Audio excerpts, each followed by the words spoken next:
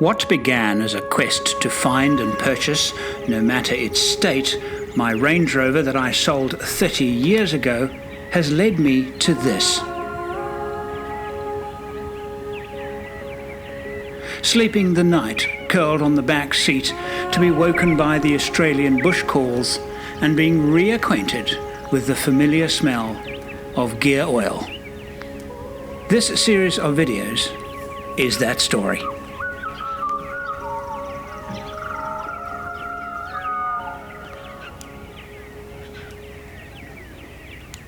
I'm Andrew St. Pierre White. Join me as I share my passion for building four-wheel drive trucks and travelling to the remotest parts of the world. These videos are made possible by contributions from Patreons. Join the Patreon family now. The last time we spoke was yesterday when I was testing a crude modification to the fan. Found some wire to enable me to get ram air ventilation without the mind-numbing clatter of something rattling loose inside.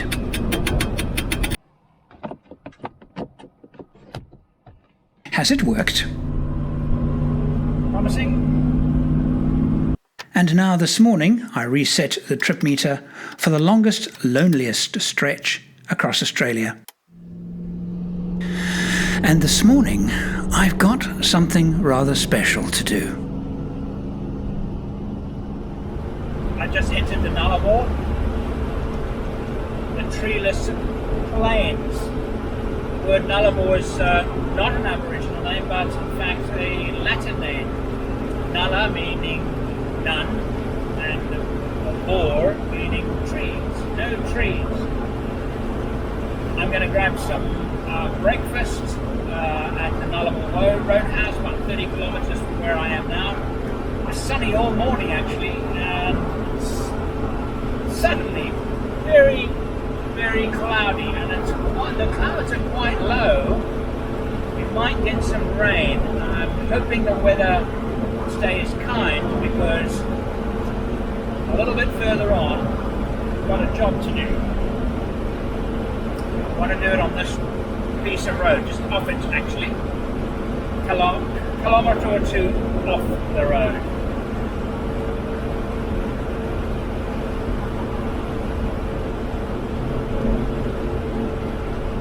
In terms of the car, I have nothing to report. I occasionally get a whiff of the axle oil. The leak is still there. It's not bad. The hubs, all of them are running icy cold. Motor's smooth. Fuel consumption's consistent. I now have ram air without clattering noises. I have nothing to report, which is good.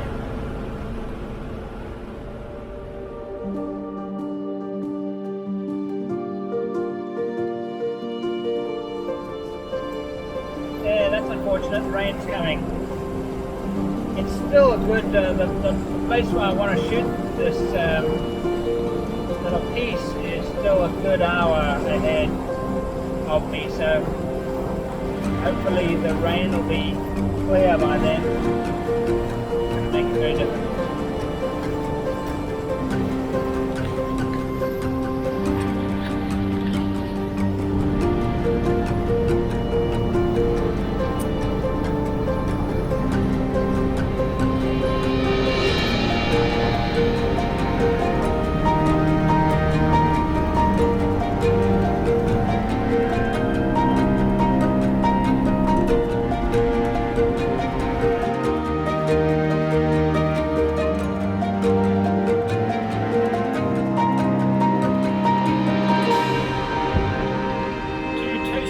And a flat white.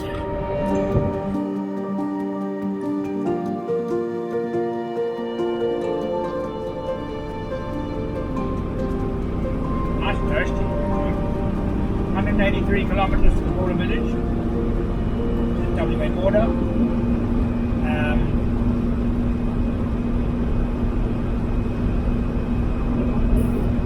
I've got quite some time to get there, so doing very well on time. And I'm going to look for a place now to head off to the coast.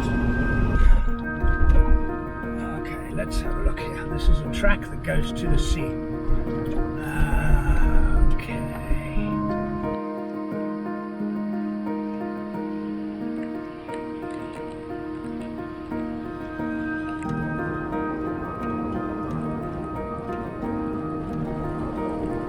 It's this bit here. Oh, it's raining. Alright, it's this bit here. This is why I'm here. This is what I dreamt about, this moment. And then I will open my old Range Rover's build plate and I'll stick it on the dashboard with some... okay, let's get the... holding on a camera with... Let's get the window out. Here a little bit. The window. Alright.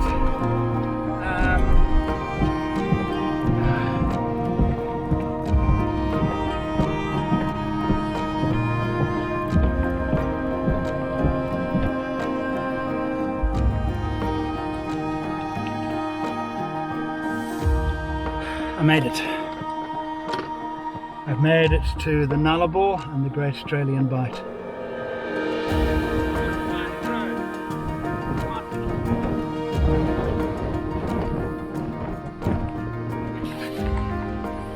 Okay, I'm just going to wait for it to clear a bit. I have a feeling that it won't take very long. I'm sorry. Huge disappointment. Can't fly the drone.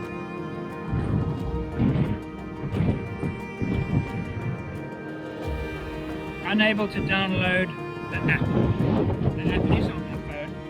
It's active, but it's insisting on downloading it before it runs it, which means I can't fly. But it doesn't stop me showing some footage I captured about 3 years ago from this very spot.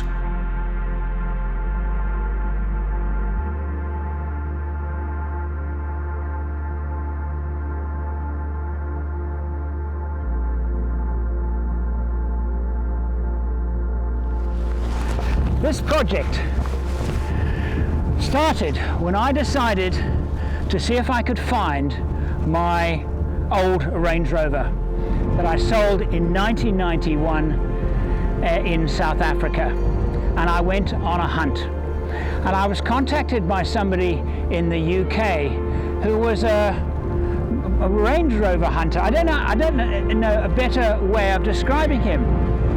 He researched the owners and old Range Rovers and had a list of where they were and where they are, and strange, but anyway, came into contact with this individual and he offered to go and try and find it for me. And after all my attempts failed, he succeeded. And he told me that the vehicle had been scrapped with a number of other Range Rovers. He couldn't give me the exact time and date, but he then gave me a surprise. He said, but what I do have, and I actually have your one, I have your original vehicle builder's plate. The paperwork shows that it was last registered in 1999 and sold to a scrap merchant in 2006 for 4,000 Rand. I sold it in 1990 for 26,000 Rands. So I found my car, and he sent it to me, and it's in this envelope here, and I have not owned it, and I have opened it, but I have owned it for over a year. So I am now going to open it for the first time.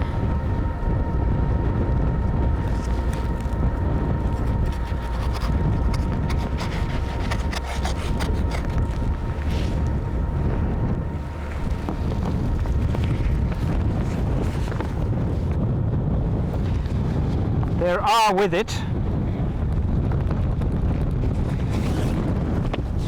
I'm going to struggle a little bit in the wind here. There it is there.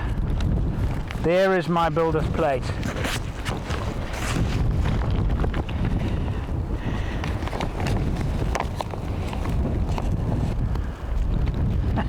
There it is. There it is. Chassis 2492A. There she is. So now that with this in my hand, I have to decide what to do with this.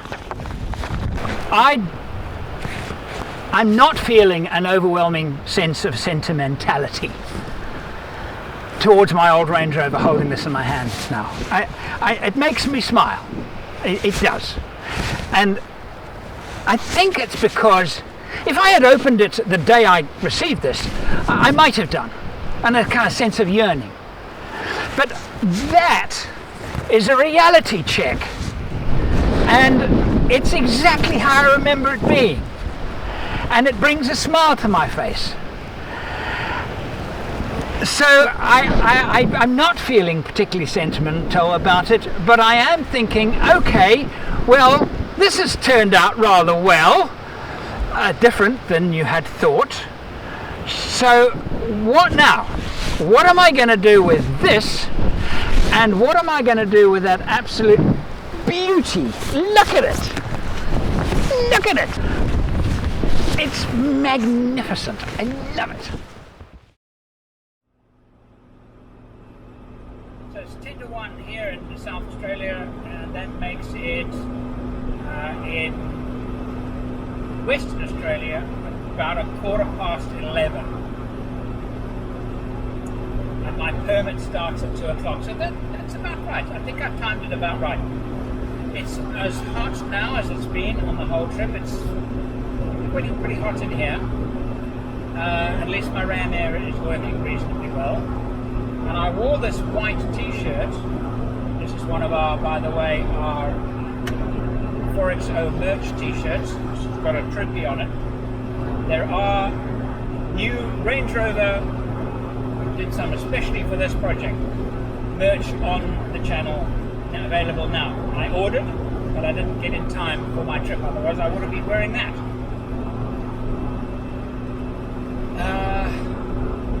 And interestingly, now the story is more about the permits and getting across the border than about the car. The car's running beautifully. It's running really well. It is a bit warm in here though. Is there a sense in me of urgency to get home? I don't want to dilly-dally because I spoke to Ben last night, and Aaron could go into the delivery room in the next few days, maybe this weekend. Today's Thursday. I need all of tomorrow and then most of Saturday if I push, but don't drive at night. I don't want to drive at night, so I need to bear that in mind in the amount of distance that I cover each hour. Still going to nurse the vehicle though. And then we're entering another rainstorm. It's actually quite amazing the way the weather has changed. This weather is coming through, it's being blown through. It actually makes for very interesting driving.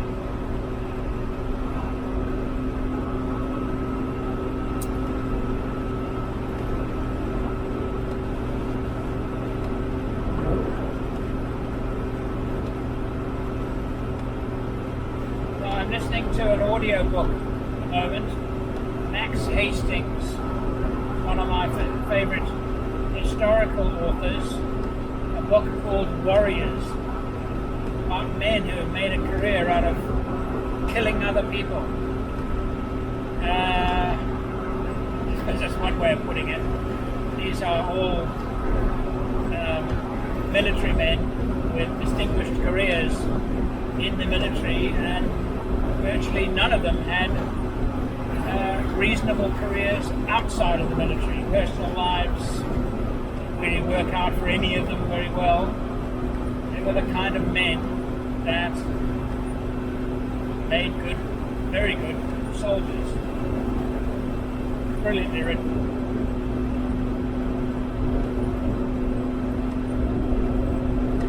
And I'm finding that if I listen to an audiobook or music, I actually go faster because my ears are less tuned to the sound of the engine and more tuned to the sound of what I'm listening to, and therefore the engine actually becomes quieter. That's an odd effect, but I go faster when I'm listening to something. So the border checks with COVID are as tough as some less developed countries' border checking. Paperwork and everything, but it's fine. I don't mind doing it. I have no problem with doing it.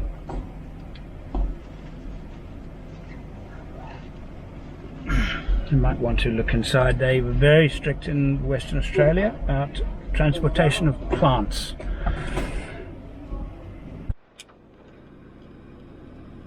I don't remember it being that strict before actually looking into the vehicles, but it's possible that my memory isn't that good.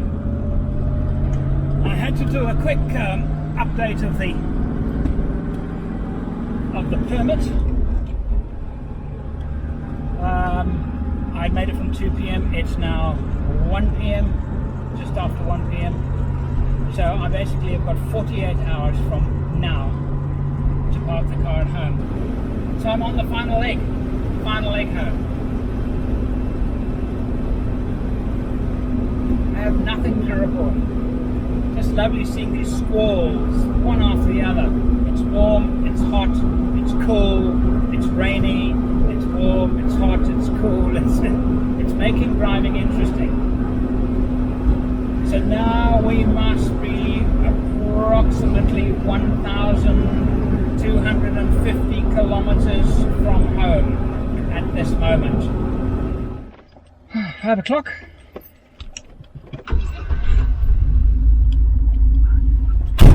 No accommodation at Cocklebiddy, so on we go.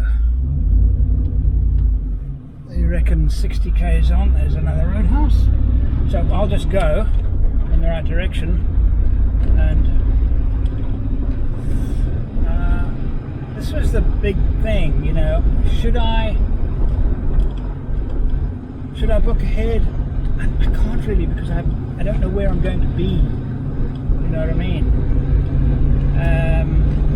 If I had, progress would be a lot slower than it has been. So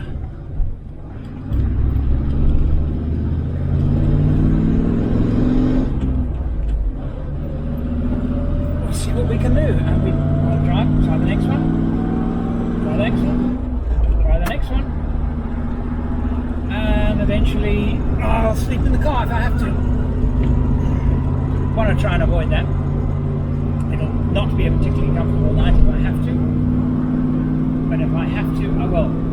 Next one is 65, and then after that is Belladonna, which is another 200. That's a bit far. That'll take me well into darkness. Okay. There is no place available. I phoned and called ahead. I gave Gwyn a quick call, and there is nowhere ahead. So what I'm doing now is I'm going to drive over this rough ground to those trees over there, and I'm going to go and set up camp in some trees. I hope there's no fence. I'll sleep in the car. I prepared myself for such a contingency, and contingency just as well.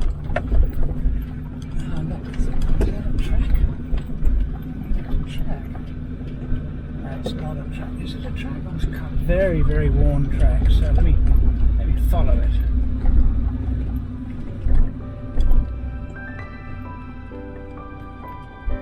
Thank you so much for watching. These videos are made possible by contributions from Patreons.